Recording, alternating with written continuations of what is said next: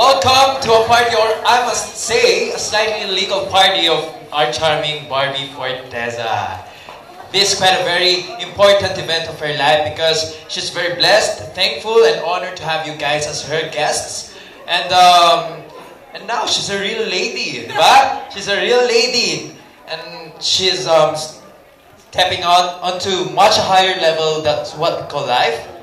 And yes, let's all witness that turning point of her life as we celebrate her 16th birthday together with special friends, family, na sila tita, tito, and special people coming from GMA7. And our bosses, executives, maraming salamat po sa pagpunta. And Barbie, happy birthday! Happy sweet 16th birthday sa'yo. Ikaw ang Barbie doll ng masa talaga ng GMA7.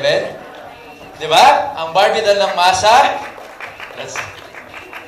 So, ano mo masasabi mo, Barbie? Ano, na-surprise ka ba? Pagbukas mo ng pintuan, anong masasabi mo? Oo, kasi nga, ang sabi sa akin ni Kuya Eds, asan si Kuya Eds? Nako, hindi. Ang pagkakaalam ko po kasi client presentation, kaya very pa-sweet po yung itsura ko ngayon.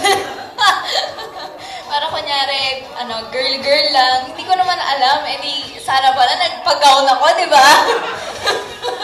Maraming salamat po sa kila Mark, sa mga pumunta, sa mga kaibigan ko pumunta. Si Miguel, nakita ko dito si Miguel. Thank you. Sir Aiza, tsaka po sa lahat po ng press na pumunta. Maraming salamat. Sir Dave, thank you po. Thank you. At ang taray, kasi birthday ni Barbie, syempre dapat nandito si Ken. Thank you. Thank you. Maraming salamat po sa lahat na pumunta, sa sponsor, sa Posh Nails, sa Unisilver. Thank you, MCA. Maraming salamat po sa pagpunta. Ayun. Thank you.